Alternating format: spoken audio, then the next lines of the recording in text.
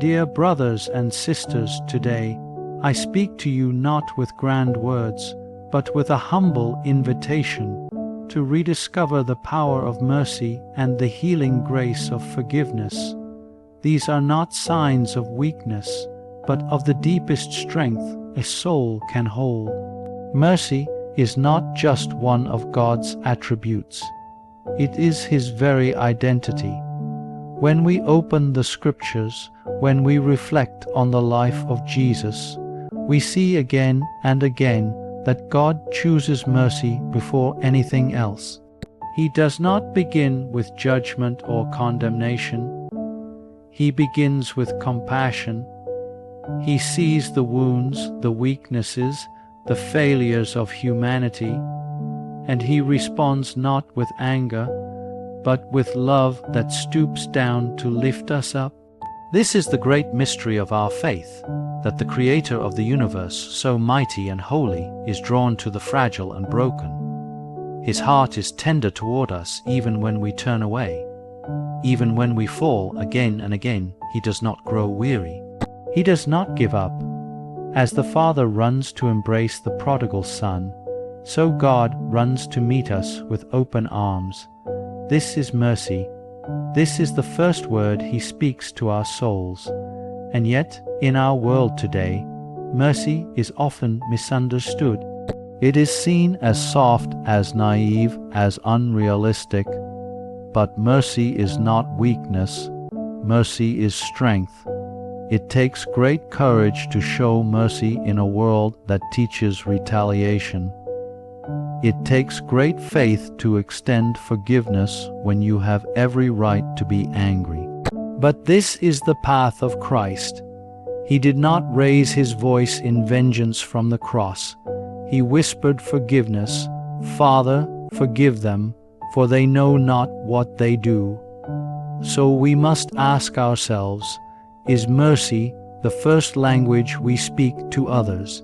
Or do we begin with criticism, with suspicion, with division? In our homes, in our churches, in our daily encounters, what comes first from our hearts? To be people of God is to reflect the mercy of God. It means choosing understanding over judgment, patience over irritation, love over resentment. Mercy listens. Mercy walks with the sinner. Mercy believes that even the hardest heart can be softened by grace. Let us not be afraid of mercy.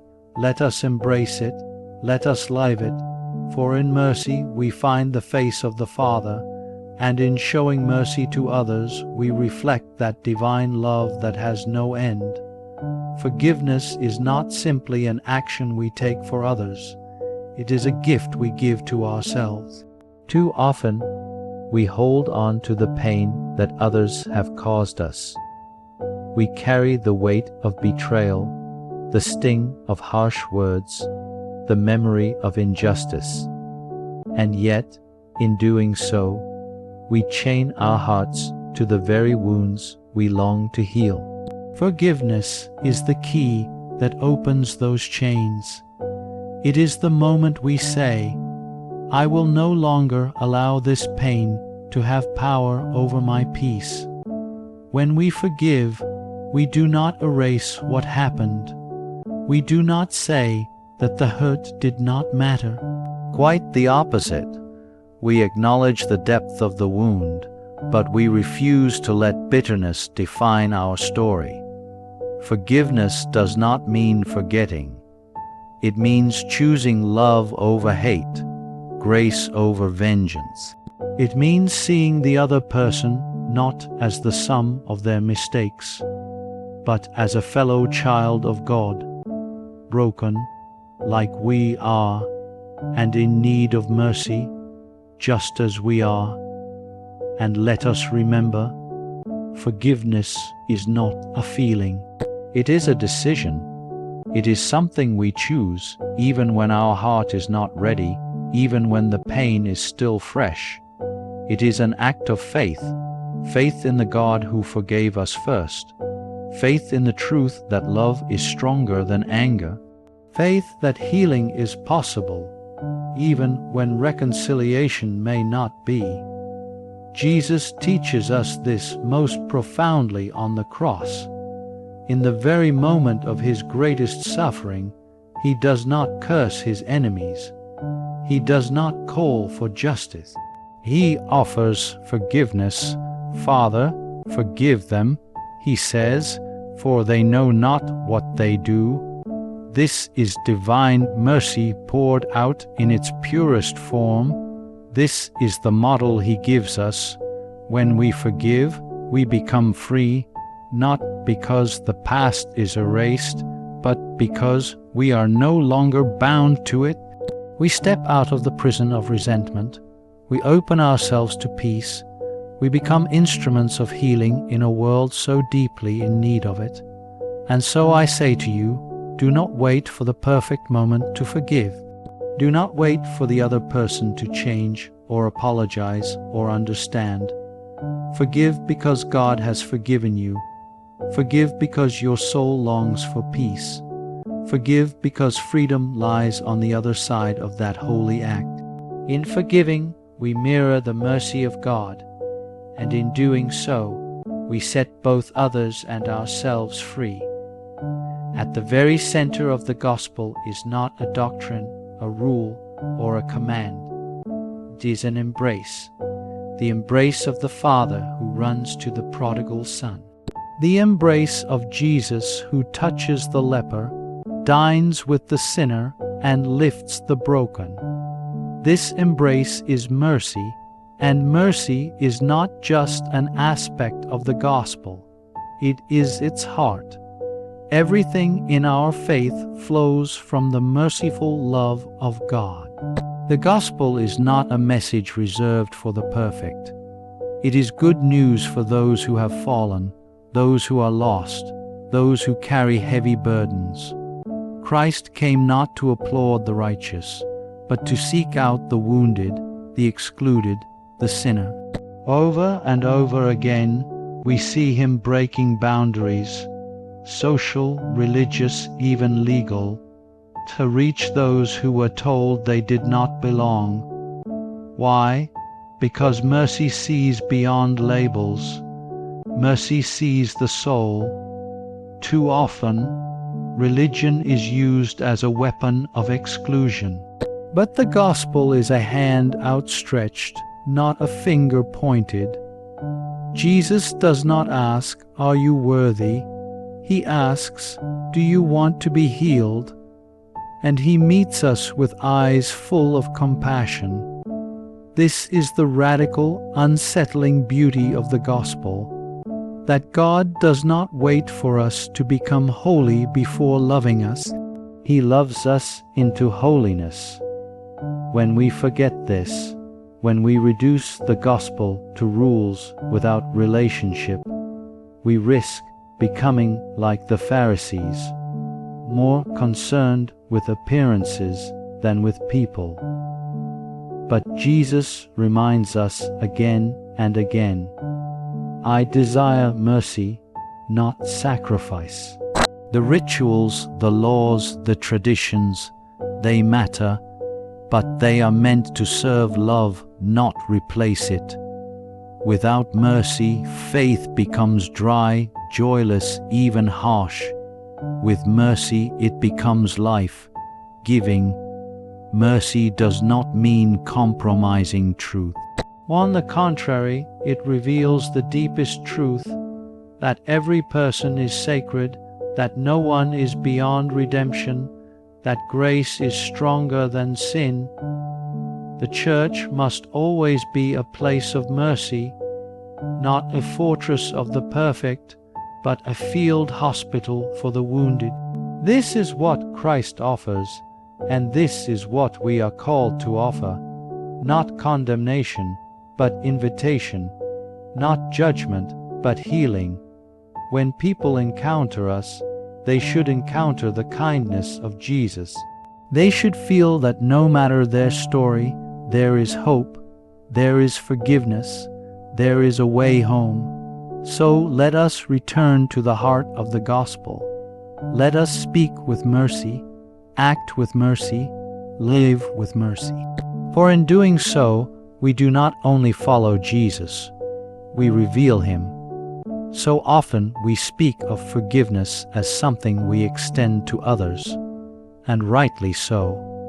But there is a place where forgiveness must begin, and it is the place we so often forget, our own heart. We must learn to forgive ourselves. Many of us carry burdens that no one else sees. We carry guilt for the things we have done, for the words we wish we could take back, for the moments when we failed to love, failed to stand, failed to be who we were called to be. And even when we believe in God's forgiveness, we struggle to accept it. We believe in mercy for others, but not for ourselves. We remain imprisoned in shame. But my dear brothers and sisters, the mercy of God is not selective. It does not skip over you. When God looks at you, he sees his child, not your failure. He sees your dignity, not your mistakes. He knows your story, and he loves you through every chapter. He does not ask you to be perfect. He asks you to return to him. And he is always waiting with open arms. When we refuse to forgive ourselves, we resist the very grace that Christ died to give us. We cling to our guilt as if it somehow proves our humility. But there is nothing humble about denying God's mercy. Humility is not self-hatred.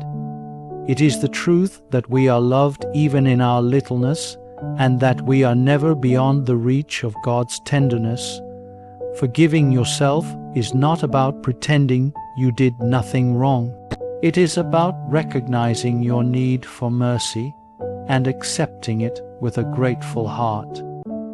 It is allowing God to write a new beginning where you thought there could only be an ending.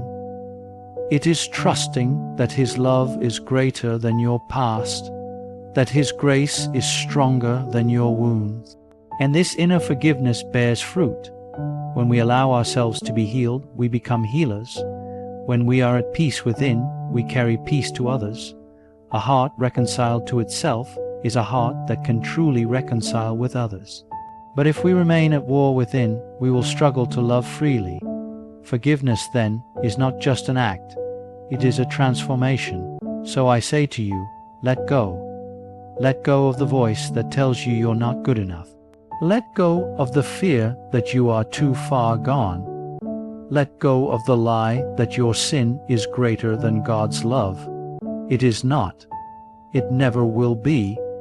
Forgiveness begins within, because it is within that Christ first knocks. Open the door. It is tempting to believe that our actions are small, that our choices are insignificant, that the kindness we offer, the mercy we extend, is too little to matter in a world filled with such great suffering. But this is not the truth. In the eyes of God, every act of mercy, no matter how hidden or humble, carries the power to transform the world. A merciful heart does not wait for the world to change. It begins the change. It starts with one soul, one moment, one decision to love when it would be easier to turn away. Mercy is not a grand gesture. It is found in the quiet courage of daily life. It is in the mother who forgives a harsh word, in the friend who gives another chance, in the stranger who offers a hand without expecting anything in return. When you choose mercy, you interrupt the cycle of hurt. You say, "No, I will not pass this pain forward." You become a bridge where there was once a wall. You become light in a place that had only known shadows, and from that one act, something extraordinary happens. Mercy spreads. It touches one life, then another. It awakens hearts that were asleep.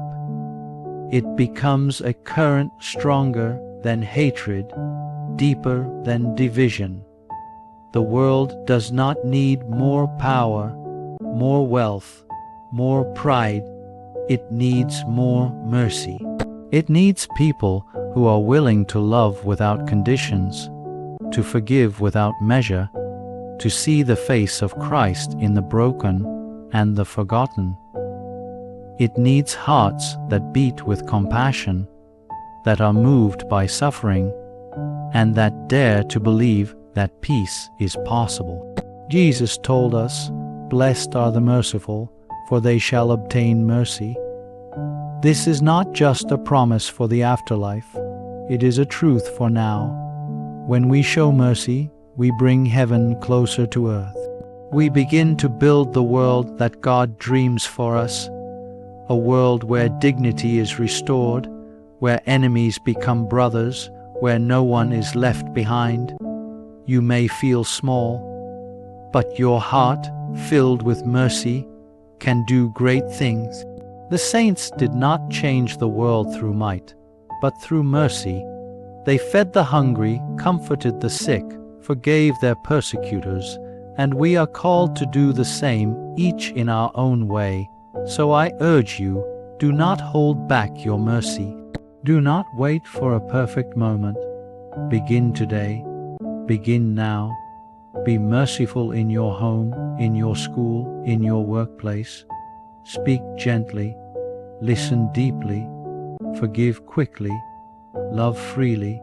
For every merciful heart is a light, and when enough lights are lit, the darkness cannot remain. Yes, a merciful heart can change the world, and yours can be one of them. Let us be people of mercy. Let us forgive not 7 times, but 77 times, in every home, every street, every nation. Let mercy be the language we speak, for only then will we truly live as children of God. Thank you.